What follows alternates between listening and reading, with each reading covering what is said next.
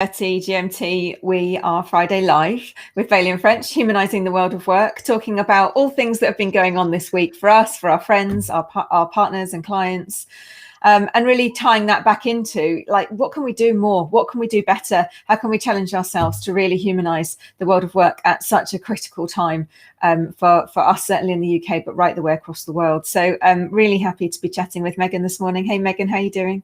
Morning. I'm really well, thank you. How are you? Yeah, good. It's very blustery. It's a bit different than it was last week, which I wasn't quite anticipating. And I'm feeling very sorry for all those people who've headed out to campsites down in Devon and Cornwall with their kids, because I think they're literally going to be battening down the hatches to try and avoid this strong wind. But I'm sure of all the people who are with us, I hope you've got a cup of tea or coffee. Come and join the conversation. We are live on LinkedIn, Facebook and YouTube. So please do share with us your comments, your thoughts, your questions. Really just catching up this week on some big changes, I guess, in terms of a bit of, I think, anticlimax around Freedom Day last week, and the opportunities we've had since then. So from our perspective, we've had our first Bailey and French summer social party, which we had no idea whether we were going to be able to do until the last minute, with people being pinged and isolating all over the place, and also, you know, out there we didn't know whether the location and the venue we were going to was still going to be open, but it happened, didn't it, Meg? It did. We were very lucky. We were. And, you know, we were lucky with the weather. We managed to stay outside, so it was fresh air for everybody. We spent some time, just downtime. And I think just space and downtime to just be was really special. Certainly for me, it's been frantic, almost non-stop busyness for such a long time. To just sit and be with people in a space where you can read people's body language was just really special, I think. How did you find it? Yeah, it was nice to be out with everyone and meet people's partners. Yeah, it was lovely. It was just nice to be together, and we had good weather for a sea swim, which is always lovely. Although, of course, we would jump in even if it was cloudy and rainy. But it was nice.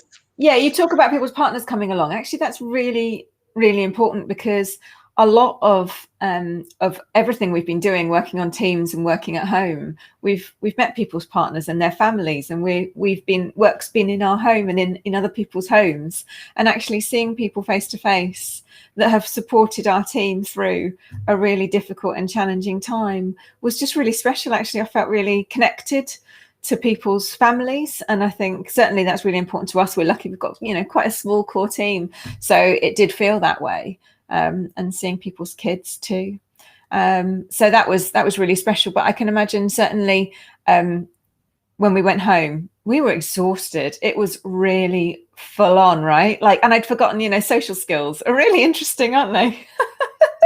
Sitting there thinking, oh, I need to come up with something else to say. Almost like the conversation flows in a different way when you're in person versus being on Teams and kind of prepared for a meeting. Yes, we've been talking about that this week, actually, about just social skills generally, and just noticing that everyone's interrupting each other all the time, like out socially and that. I think we're pretty practiced now in the office, but yeah, that out and about, it's just interruptions, and I've noticed it as well. But it's quite funny that we can all have patience with each other about it. Yeah, it's overexcitement, isn't it?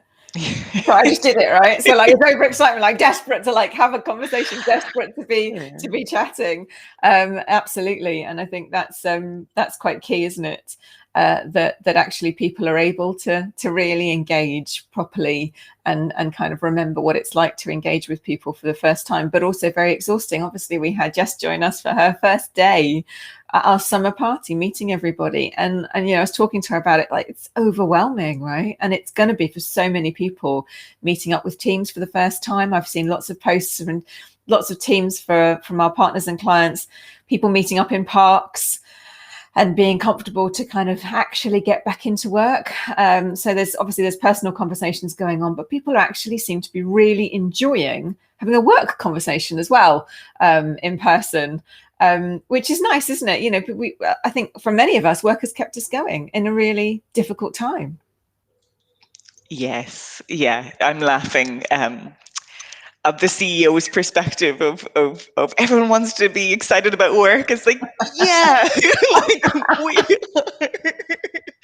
are. But no, it's true. It's true. Work's been, I mean, of course, there are so many people for whom work has been quite unstable throughout the last 18 months. But I guess for many office workers, perhaps, where people were able to work from home, it's been like that stability throughout, potentially, and just strapping in and getting ready for change again as the months move on into winter. It's very grey and blustery here in Brighton, so I'm talking about winter, but I know it is only the end of July.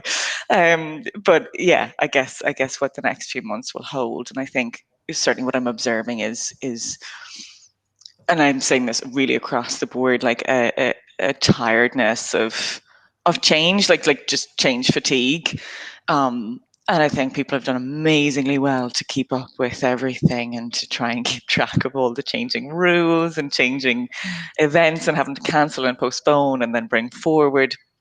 I think people have done really well, but I think people are tired of having to be resilient.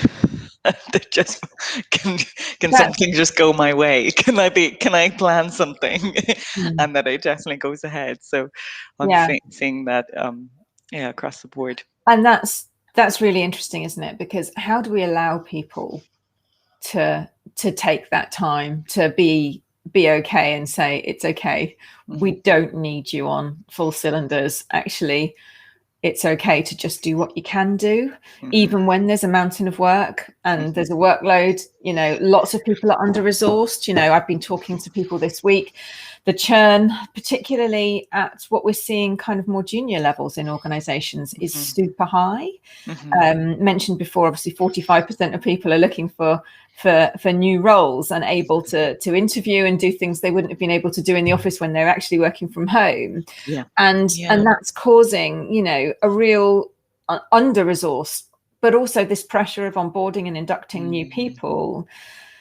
It is change, isn't it? And it takes more effort because it's not just relying on our habitual kind of cognitive memory, but it's actually taking those steps and really thinking about it. And I think there's going to be something very important about how we allow people. And I know I use the word allow differently because I prefer to often use the word how we empower people rather than talk about giving people permission. But I think it is a permission thing in this circumstance. It is an explicit permission to say, we can reduce the expectations of you. We can allow you to take some time, because we've talked about this. You know, I've had a week off. That doesn't cut it, does it? It doesn't change this is deep fatigue. Still in a pandemic. This is long term, and also the triggers are often still there too. So, you know, I've mentioned it before, you know, when I see Boris talking on television, it's a trigger for me instantly. You know, my heart starts going and I start thinking, oh no, what's going to happen next? Because it did actually happen so many times, and it was so fundamental to the day, to my children, my family, my work, the people's livelihoods that we support. And so it's that kind of, how do I allow myself to slowly tune that down, to turn down the exactly what you're saying, that resilient response? Because the resilient response for me is different for everybody, but the resilient response for me was like, right, let's go, let's change, let's sort it out, you know, high energy, high focus to keep going. That's just exhausting. It's not sustainable, is it? So how do we allow people to say kind of like, God, just chill almost? And when there's so much work to do and we're under-resourced, that has got to be, you know, a really an issue for so many people right now is the pace, because pace changes, doesn't it, when you get back into the office? It really changes. Not everyone's on Teams constantly looking at it. So the nature of that work changes. And so many people I know are still talking about how to do hybrid. people haven't worked it out. People coming back in, and computers don't fit the old tech that was on the desk because things have been upgraded and changed. There's technological barriers even when you get into the office. And again, it's that change, like, oh God, can I deal with this? Are you referencing my microphone mishap for the No. 20 minutes leading up to going live where I couldn't plug in my microphone? A live example. No, absolutely. And I think, as I say, like, this should be the easy bit, right? This should be the easy bit of there's no more restrictions necessarily. I know there are for, I'm overgeneralizing there probably, but there are, I don't know what my hair's doing this morning. There's less restrictions. This should be easy. This should be fun. This should be, I should be seeing my friends all the time and doing all these things and being back in the office and enjoying everything. And unfortunately, like, setting expectations for anything, like what can we do? Yeah. We might often it'll fall short. So it's like, what are the tools and tricks? And it goes back to even at the start of all this, where a lot of our clients were looking for, can you just talk through the PERMA model? Can you just give us, where in face-to-face workshops, we absolutely open up the conversation for people to come up with the solutions that are right for them. There's still space for that in virtual workshops, but people are like, but also, can I get a list of tips at the end? Because that's where my head is at. So it's going back to the list almost and being like, right, what are the things that boost me, and not the things that are super, it'll be different for everybody, but not the things that are super intense necessarily. But it can be the small tricks. It's the gratitude journaling. It's all the tips and tricks for boosting relationships. The micro actions, basically, the small effort but big reward paces to re-energize, to not just boost energy. Like, when people say energizer, sometimes I'm like, let me sleep. Like, I don't want an energizer. But more like almost a, I don't know, I'm sure there's going to be a word for it, but like something that gives you a break or a relief for to get your head straight again, to clear your head and kind of and not have to be a version of your resilience all the time necessarily. But yeah, I'm rambling now, so go ahead. You take up. No, I think it's important because the kind of the tips piece, the helping people just with the cognitive overload, the ability to just go, oh yeah, that's what it is. I guess I think what I'm talking about here is the opportunity for people to kind of re-clarify their roles. And we've talked about clarity so much. We know that, beyond respect, clarity is absolutely critical for people, but probably now more than ever. But what if people actually want to say, do you know what? I want to do these parts of my roles, but right now I can't handle this bit. It's exhausting me. It's the hardest bit, or actually it's just not energizing me. Is this an opportunity to offer people the chance to switch things up in their roles and change things around, even if it's a short period of time? We know people are kind of fatigued from everything, and people are looking for something new, something more exciting, something more healing, something different, because we haven't been able to go on holiday, we haven't been able to change our environment. So is this a time where actually we should be offering up the opportunity for people to say, right now, just would like to do something different? Because otherwise we're going to lose more people, right? People are going to just move roles in order to get something different. But actually, we can think about our strengths, we can think about how we can really I guess it's an opportunity to kind of strength shuffle a bit. How do we mix things up in an exciting way that makes people go, actually, that's really nice, that gets me away from the stress of that part of my role and what I associate it with now based on the year I've been through, but actually I can do something new. This is a new project. This gives me a bit of like fresh life, and I can do this. Absolutely. And that's what I mean, is like it's not about coming up with something new for hybrid working necessarily. It's, what are all the things that have got us through change before, and how can we revisit them? So is it role crafting? Is it, to look at my strengths? I love what you said about healing. And I was like, that's it. That's the replacement word for energizers right now, is healers, like healing moments where it's like, where can I get that like relief, whether it's like a short-term gratitude boost or meaning purpose boost, or is it, is it something bigger in terms of how I craft my week and my work itself? And how can, like, what is it that we need to support leaders with to be able to have those conversations as well? Because of course, we're a small organization. We're kind of able to kind of move quite quickly on those types of things. In a larger organization, how do the leaders know what permission they have to kind of shift resourcing around again in the right way? And is it about, not promising anything, trying things out, saying, look, let's try this for a couple of weeks, see if it works? I don't know. Yeah. Do you have tips, I guess, for how leaders can start those conversations? Well, yeah, but I guess I'm thinking about the fact that even just doing that proactively is a new thing, because what I do find really interesting is that when challenges come up, when someone has something going on in their life that is influencing their work, we often do change work around them to help them. That's something that businesses do a lot more now than they ever have done before. We will help someone if, an elderly parent needs caring and they need to be in a different location. We will help someone if, they're a new parent and actually they're struggling with sleeping.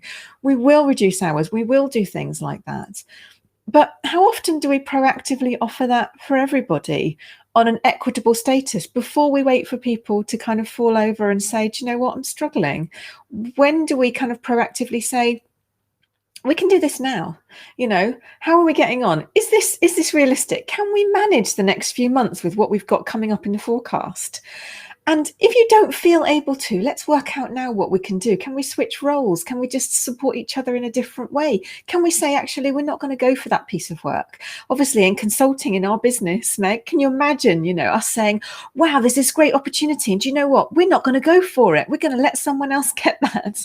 Because right now, we can't take that pressure on our team. But I think now's the time to challenge leaders and say, now's the time for leaders to really be the barometer, isn't it?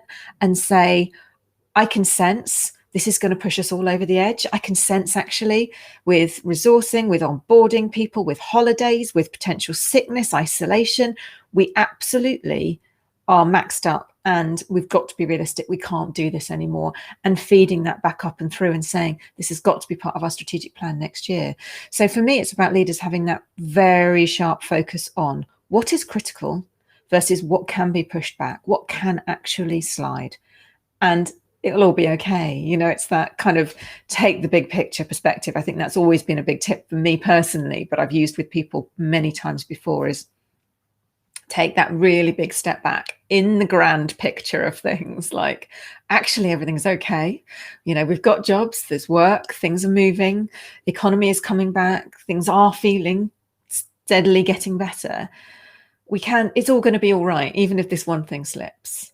And it's that juggling and working out what's the one thing that really can't slip right now, that's going to be a huge business impact if we don't focus on it. But having those conversations, not just plowing through and just feeling like you've got to get there, but actually stopping and saying, right, what is on our plate right now? What is the clarity we have in our role? Absolutely, and I've definitely observed we've got a question. I'll just finish this point and then get to it. I observed. It's kind of something that happens all the time anyway. Like it's a kind of a natural thing that happens where the leader feels the pressure to just take the work back on themselves. And I guess what you're saying is a much better alternative to that is to let's proactively prevent that happening. That it just doesn't get redistributed and then someone else is stressed out. But I shall read Mike's question. Why is there so much stress in the workplace? That's a huge question. I don't know if I can answer that so clearly. Alex, what do you think? Well, stress in the workplace, there is obviously there's a multitude of reasons. I think there's stress in life, really, and I think that leaks into the workplace, because in the workplace you are essentially there's a kind of, you're being paid to do work for an organization, an establishment, a company, and depending on what that company does, your role is important. So there's an exchange there in terms of effort for reward. And I think that dictates then the relationship of, okay, so in order to do that and be able to work for the reward that I'm here, I need all these things. And I think there's a renegotiation around the things that people need right now, because people are in a different state than they ever were. So I think that causes stress, because people need to be able to almost like renegotiate their needs. And that's really hard. I know there's HR teams right the way, across the world at the moment, struggling with exactly this, with people going, yeah, I can come back, but I can't do this anymore. Or actually, do you know what? I feel like I want to quit, but I don't know what I want to do. Help me. And a lot of people are being open about that, because actually that's real, and it's happening everywhere. Lots of people are kind of saying, I just can't do this anymore. But it's like exploring, what is the thing that's causing the stress? What is the thing you can't do anymore? Is it actually the job? Or is it something associated with the job? Is it a mindset, or is it something that you kind of felt like you've walked into, and then suddenly the pandemic's shown that actually I don't really want to do this at all? We talk to people a lot. Certainly, I think if I look back over the last 10 years, when we done a lot of strengths work with people, and we say to people, and people discover their strengths for the first time. It's such a wonderful and privileged situation to be in, when people are experiencing and understanding what their strengths are. And quite often they'll say, these are my strengths and they don't apply to my job anymore. I need to do a different job. And it's fascinating that that's often a first reaction. This job doesn't energize me, therefore I need to find something else. But actually, a very, very low percentage of people end up changing their jobs as a result of discovering their strengths. Actually, it's about re-engaging with your job, on exactly that job crafting, just understanding, okay, how am I doing my job? I actually have a huge amount of opportunity to influence how I do my job. It's not draconian as ages anymore. I can talk to my manager and say, this is I'm really struggling with this. Can I do it a different way? And actually, there's more opportunity to do that now. And that's the human part, isn't it? The automation and the robots can take over the easy parts, but the human part needs to stay human. And if we can, use our strengths to have that conversation, then that can reduce a huge amount of stress for people. Would you say, Meg? I nearly started talking on mute, which is real rookie, isn't it? Yeah, absolutely. And I guess what sprung to mind there was like, what is your advice for the person tuning in who doesn't feel able to have that conversation? And I know I'm being very negatively biased when I say that, but there are people who don't feel able. Exactly. It's real. So what would be your advice for that person? I think there's a lot more within our own power, regardless of our managers anyway, too, in terms of how we do things. I think that's my own thing, is kind of, you can sit there and I think what I've done, some exercises I've done with people is kind of, write out your task list for the week. Which things do you really, really want to do and you're really excited about? And which things are you looking at going, I don't want to do those? Think about your strengths. Think about what you like to do and why. And be creative. Think about how you could use your strengths in a different way. To do those pieces. I've got a classic story I always tell about this, is with that person who says, I really, everyone gives me Excel spreadsheets to do some data analysis and I hate it. But actually, if I do it first thing every single morning, it's the first thing I tick off my list. And I love ticking things off my list and feeling productive. And I can get it done quite quickly, even if I'm not enjoying it. But actually, the energy of getting something done very quickly first thing every morning really boosts me to be able to get on and feel like, actually, I've accomplished something already in the first half an hour of work.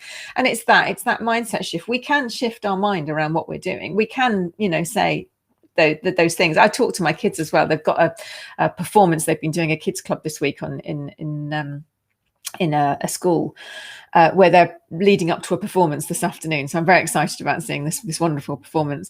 But my little one was saying to me last night, I'm ever so nervous, Mum. I'm ever so nervous. And I was thinking, are you, or have you just heard people say that? Because it was unusual for her to say that, actually. She's quite confident.